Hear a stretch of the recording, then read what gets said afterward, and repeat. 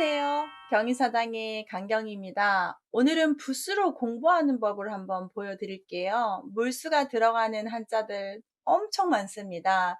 6번에 나눠서 할 텐데요. 한 번 할 때마다 20자가 넘을 수 있습니다. 그래서 100자가 넘는 한자를 좀 연이어서 보시겠는데요. 물수가 들어가게 되면 다 물하고 관계되는 한자겠죠? 그래서 오늘은 첫 번째 강 이름과 관계된 한자를 한번 배워보실게요. 보통 물수가 들어가면 왼쪽에 쓰이면 이런 모양으로 해서 보통 이렇게 세 개이기 때문에 삼수변이라고 표현들도 하고, 아래로 올 때는 이렇게 해서 물수발이라는 명칭을 쓰게 됩니다. 그래서 물수자가 이런 모양 세 개로 있다는 거 한번 알고 보시면 좋겠습니다. 오늘 배우실 한자는 강강, 강이름하, 강이름위, 강이름나, 강이름회, 강이름경, 한수암, 바다이름발, 바다해, 바다양, 호수 이렇게 강하고 관련된 한자를 배우실 텐데요.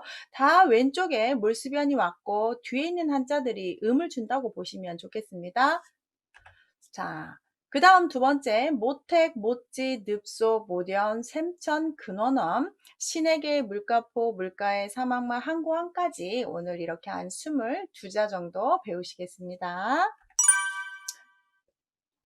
강강을 보시면 물수자하고 장인공이 발전 이렇게 결합을 했는데, 이 장인공이라는 한자가 강이라는 발음이 된 거겠죠. 그래서 물이 잘 흘러가게끔 만들어 놔서 많이 흘러가는 강을 뜻하며, 강변, 가변자를 써서 강변이라든지 강산이라든지 강촌이라든지 이런 말 쓸 때 쓰는데 발음을 좀 주의하실 필요가 있겠습니다.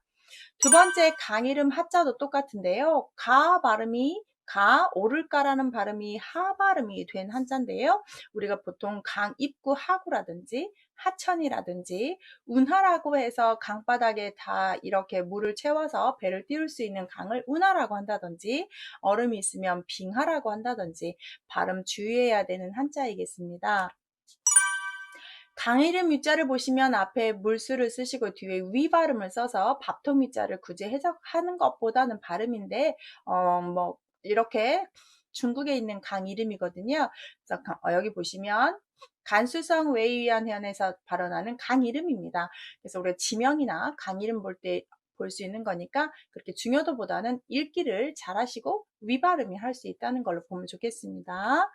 똑같습니다. 강이름 락자도 각각각이라는 발음이 락 발음을 하는데요. 다른 발음과 결합을 하면 다른 부스와, 그래서 이것도 산시성에 발언하는 강이에요. 그래서 여기서 강이름 락 이렇게 좀 쉽게 발음만 보시면 좋겠고, 강이름 해자도 만만치 않은데요. 얘는 발음 문제로 잘 물어보는 고급급수 한자입니다. 분명히 세추자예요. 살주나 이런 주자가 아니에요. 세추 발음이 회 발음되면서 강이름을 뜻하는데, 여기 제가 빨간색으로 한 것처럼 앞에다가 이수변, 얼음빙변을 하게 되면 강이름이 아닌 승인할 준, 비준 할 때 쓰는 준자니까 비교해서 좀 보시면 좋겠습니다.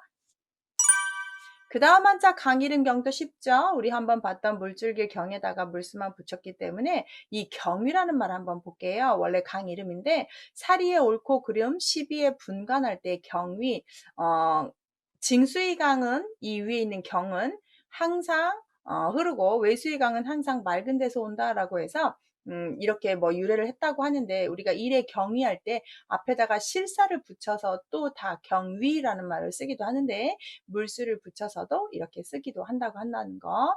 보통은 실사 들어간 한자를 많이 쓰지요. 한수하는 우리 한문할 때, 한나라 할 때, 한족할 때 많이 쓰는 말이고요. 뒤에 있는 한자는 이런 노란 진흙근이라는 한자였는데 변형을 한 거고요. 한나라 한이나 사나이 한이라는 뜻을 눈여겨보시라고 좀 자료를 만들었습니다. 한나라 한 하면 한족, 한문, 한자, 한시, 우리가 지금 익히 맨날 보는 이런 한자들인데, 사나이라는 한자가 되어서 조금 남자가 험악하고 낮다라고 표현할 때 표현하는 건데, 악한, 몹시 악독한 사나이라든지 치한, 어리석을 치차를 써서 우리 좀 범죄자, 치한 이럴 때도 쓰는데, 그때는 한나라 한을 쓰는 게 아니라 사나이 한이라고 써야 되겠습니다. 그래서 이 한수 한자가 한나라 한도 되지만 사나이 한이라는 뜻이 있다는 거 꼭 알아두셨으면 좋겠네요. 바다 이름 발은 당연히 우리 대조영이 세웠던 발의 나라 때문에 많이 하시고요. 물이 물가 주변 위에서 바다 이른발 우쩍 일어났다. 물이 일어나듯이 아주 왕성한 나라다. 이렇게 해서 해석해도 괜찮을 것 같은데요. 일어날 발 해서 발. 발에 꼭 알아두십시오. 그 다음 바다에는 너무 쉽긴 한데 뒤에 매양, 매양이라는 말은 매일, 매번, 매번 물이 차 있고 물이 없어지지 않는 것을 바다라고 합니다. 그래서 해양, 해협, 해운, 해안, 해류, 해일 다 바다하고 관계된 한자죠. 바다 양자고요. 좁을협, 해협, 바다와 바다 사이에 끼어 있는 거겠죠. 해운, 해운업 할 때, 그 다음 언덕안, 흐를류, 그 다음 넘칠 일자입니다. 그래서 바다하고 관계된 한자 뭐 정말 많지요. 바다양을 보시면 큰 바다입니다. 아까 바다 해보다 더 큰 바다여서 우리가 원양, 서양, 대양 이럴 때 쓴다면 서양양이라고 써서 여기다 양복, 양옥, 양약, 양식 이런 식으로 될 수 있겠습니다. 서양은 여기에 들어가는 게 더 좋겠네요. 바다보다는 제가 이렇게 아래쪽으로 빼겠습니다. 그 다음 호소자 보면 오랑캐 호자에 호 발음을 하고 물수를 집어넣어서 호수라든지 강호라든지 호반이라든지 밭, 두둑, 반자입니다. 이런 식으로 호 발음 그대로 하고 물수는 뜻만 줘서 보통 이렇게 부수로 공부하는 법들은 부수는 뜻이 되고 나머지들은 발음을 주는데 혹 이 발음이 뜻을 약간 도와주기도 하지만 어거지로 해석하는 것보다는 아 얘가 발음이고 얘가 뜻인가 보다 라고 생각하시면 더 쉽게 외우실 수 있습니다. 연못택자도 보시면 잘 옆에서 지켜봐야 되는 물이다 해서 연못택인데요. 이 물로 인해서 우리가 많은 혜택을 받잖아요. 그래서 혜택택이 됩니다. 연못을 하면 소택이라고 한다든지 은혜 덕택이라고 하면 은택, 덕택, 혜택 이렇게 표현할 수 있는 거죠. 연못지도 똑같이 하면 물수에다가 뱀야입니다. 어조사야로 많이 아시는데 원뜻은 뱀 모양이어서 뱀야고요. 뱀이 사는 연못을 뜻해서 여기에 보시면 지당하면 연못 땅을 써서 연못, 연지하면 연꽃 연자인데 여기에 보시면 연꽃이 연못에 있다가 되겠지요. 지어지양이라는 사자성어가 있는데요. 연못에 있는 물고기가 재앙을 맞았다라고 해서 옆에 성곽에서 불이 나서 연못에 있는 물을 갖다가 활용해서 다 불을 껐습니다. 그래서 물을 다 썼겠죠. 그랬더니 연못에 있는 물고기들이 물이 없어서 다 죽음을 당합니다. 그래서 뜻하지 않게 불이 났는데 물고기하고 뭔 상관이에요. 그런데 느닷없이 물고기가 떼죽음을 당하잖아요. 그래서 연못 속의 물고기가 재앙을 맞이했다. 원하지 않고 뜻하지 않고 의도되지 않는데 재앙을 맞았다. 우리 이런 경우 많죠. 정말 이런 코로나가 올 줄 알았습니까? 이 코로나로 인해서 사업을 다 망하게 돼서 문 닫는 사람들이 얼마나 많습니까? 이게 바로 뭐 지어지양이겠죠. 늪소자도 늪지대입니다. 당연히 늪에는 물이 있을 거고 불을 소자가 소 발음을 하겠습니다. 소택, 호소 다 물입니다. 연못 연자도 보시면 물수에다가 원래 얘만 연못에 흐르는 그 연못의 물결 모양을 그린 겁니다. 좀 복잡하게 생겼지요.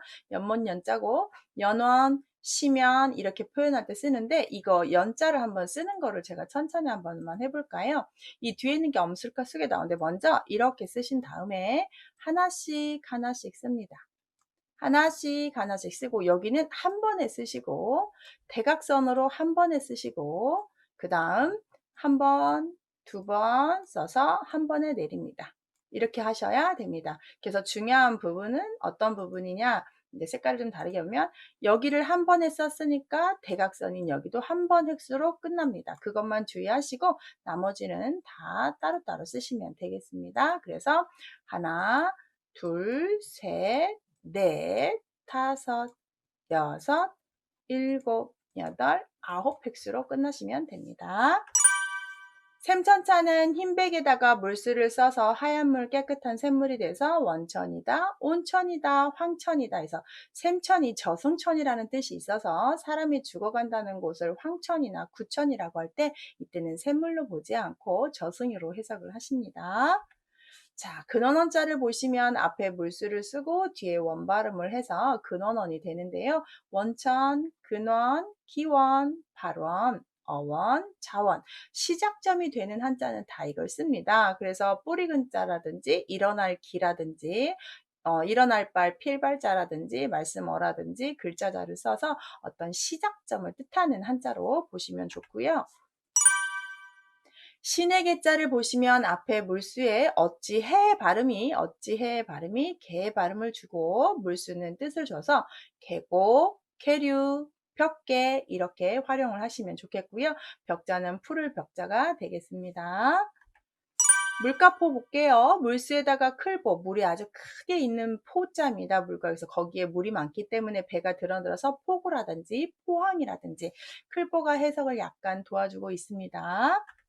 그 다음 물가에를 보시면 물쓰고 뒤에 언덕인데 언덕 밑에 물이 있는 부분이고요. 인생하고 관계결계 쓸 때는 생애라는 말, 물가로 그대로 쓸 때는 언덕 안을 써서 애안이라는 말 많이 쓰진 않지요? 생애를 훨씬 많이 쓰죠. 사막막을 보시면 물수에다가 없을 막을 쓰셔서 물이 없다라고 쓰는 겁니다. 그래서 사막, 넓은 막, 쓸쓸할 막 이렇게 꼭 사막막만 쓰진 않는데요. 사막할 때도 물수변이 있을 때가 있고 돌석변이 있을 때가 있습니다. 보통 모래에 이렇게 물기가 있으면 이 물수를 쓰고 약간 돌덩이 같은 게 많으면 돌석을 써서 쓴다고 하는데요. 그렇게 많이 구분하진 않지만 보통 육지에 있는 사막 돌바람들은 이 돌석을 쓰는 경향이 있고 바닷가에는 물수변을 쓰는 경향이 좀 있다고 합니다. 넓은 막자는 막막하다, 막연하다 이렇게 쓸 때 있고 삭막하다 할 때는 쓸쓸할 막이라고 해석하는 게 더 적절하다라고 해석합니다. 항구항자는 물수에다가 거리항을 써서 우리 거리긴 거리인데 사람들이 드나드는 거리인데 물이 있는 거리이기 때문에 항구라고 하고요. 항구, 개항, 입항, 네, 현재 항구 역할처럼 하늘을 왔다 갔다 할 때 공항할 때도 이 항자를 쓰고 있습니다. 오늘 이렇게 몰수가 들어간 한자를 배웠는데요. 강 이름 위주로 물이 있는 그런 지형 위주로 배우셨습니다. 다음 시간에 또 다른 몰수가 들어간 한자로 여러분 또 영상 올려드릴게요. 감사합니다.